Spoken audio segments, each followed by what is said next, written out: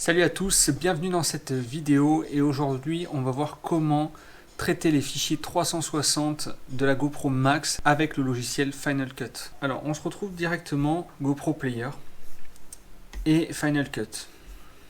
Donc, dans un premier temps on va aller chercher un fichier. Dans mon dossier donc j'ai des fichiers 360 que je peux ouvrir comme ça, tac, hop, voilà. On a, bon, c'est une vraie 360. On peut le modifier dans le logiciel GoPro Player. Hop, hop, voilà.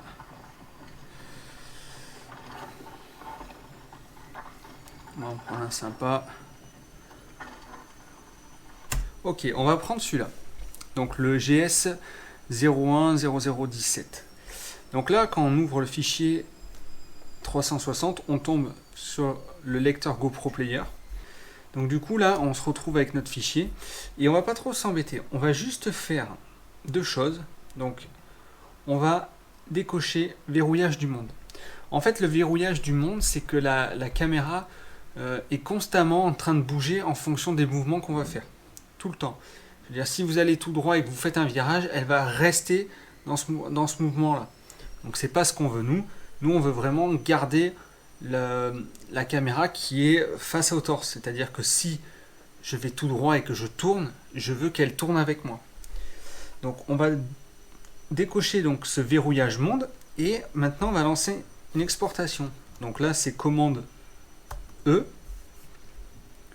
et là on va aller dans les options avancées. Alors on vérifie qu'ici le verrouillage monde est bien décoché. Moi, je vais lui faire une exportation en 4K et avec un codec de H264. Le codec, c'est vraiment ce que vous voulez faire après derrière. Le H264, pour moi, c'est une bonne qualité, donc je garde ça. Suivant. Hop, là, on va définir donc notre dossier d'extraction. Donc moi, je l'ai mis dans le même dossier que ma sortie VTT et j'ai créé un dossier vidéo 360 converti. Donc là, hop, on lance l'exportation. Ok, donc maintenant l'exportation elle est terminée, le dossier vient de s'ouvrir. On va quitter GoPro Player, ça on peut le fermer. Et ensuite on va dans notre logiciel Final Cut.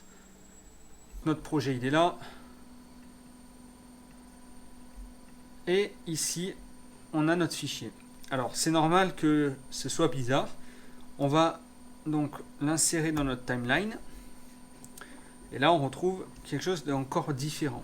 Là, on voit vraiment que c'est inexploitable comme ça, mais c'est normal. D'ailleurs, on peut remarquer le petit rond ici, qui veut dire qu'on est bien sur un fichier qui est 360. Donc, on a importé ça dans notre timeline. Et du coup, qu'est-ce qu'on va faire? Parce que là, on ne voit rien. Alors, on va aller dans la partie orientation. C'est là où tout va jouer. En orientation, on a plusieurs réglages, donc inclinaison, bon, ça ne change pas, la panoramique, ok, et la rotation.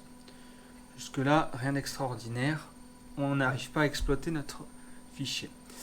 Champ visuel, zoom, dézoom, mais là, vous voyez, qu'on aille là ou là, on n'a pas réellement l'image qu'on souhaite avoir.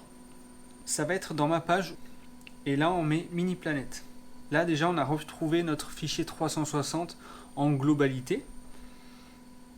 Et maintenant si je zoome, je commence à avoir une image qui commence à ressembler à ce qu'on veut. Et là on va définir à ce niveau là, sur tous les autres réglages. Hop. Voilà, j'y arrive progressivement. Donc là, tac, parce que j'ai été un peu de travers. Et si on remarque maintenant, on a un fichier qui ressemble à une GoPro. Alors bien sûr, il va falloir affiner un petit peu. D'accord? Mais le principe, il est là. Voilà. Et vu qu'on avait gardé donc maintien de l'horizon, on va avoir une image qui va être parfaitement alignée. Et du coup, si on lit, voilà.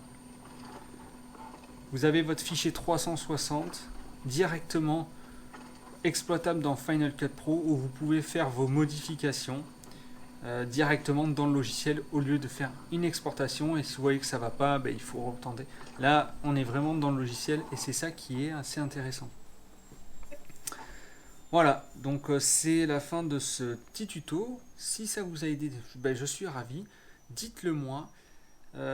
Si vous voulez en savoir plus, dites-le moi aussi. En tout cas, j'espère que c'est une chose qui vous a plu. Bye bye.